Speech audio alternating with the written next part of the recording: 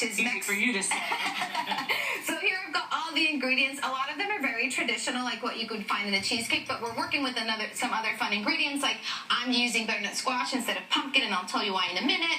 And you've got Maria crackers that we'll talk about in a minute. It's like Mexico's version of an English tea biscuit. All right. So first we're going to start off with the filling. So as I said, it's called a pumpkin cheesecake, but I'm using a butternut squash. In Spanish, a calabaza is any squash. So basically, butternut squash is great. yeah, and it's really sweet and flavorful, and it caramelizes really nicely. So I've got some water, and then I'm going to add some brown sugar. In my recipe, the original recipe, I use piloncillo, which is Mexican raw sugar. Okay. You can find online anywhere, but brown sugar works. So you add that in there. Plop that in. You let it cook, and then you let it see how it caramelizes. Like nice and yummy. Yeah, it's got glaze on it. Yeah, so you take that squash and you're going to puree it, and that's what you're going to use to flavor your cheesecake. Ah. But you have to save the syrup because you're going to use that to make it brittle later, because there's a lot of flavor happening so in there. you hit it. You hit it.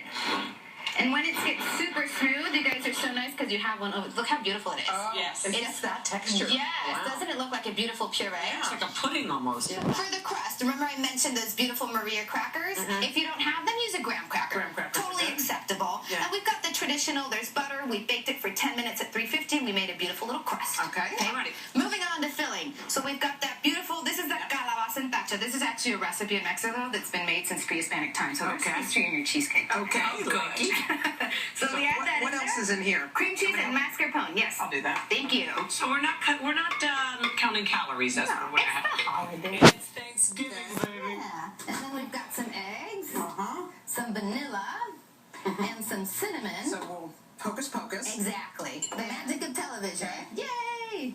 And then we're going to make that beautiful brittle. Remember that syrup that was hanging with the squash? Right. We saved it. It's in here, and it cooked down with a little bit of butter and And this sugar. is what it looks like. Exactly. So you add those in there, you add the salt and the sugar, you mix it, and you let it caramelize.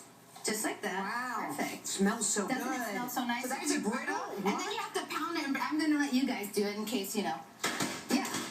I love it. Beautiful. Cheesecake? That's the cheesecake right here. You use it as a garnish. It adds crunch and flavor. And can you guys taste it and tell me what you think? This is good. This is for you, my dear, and this one is for Cody's you.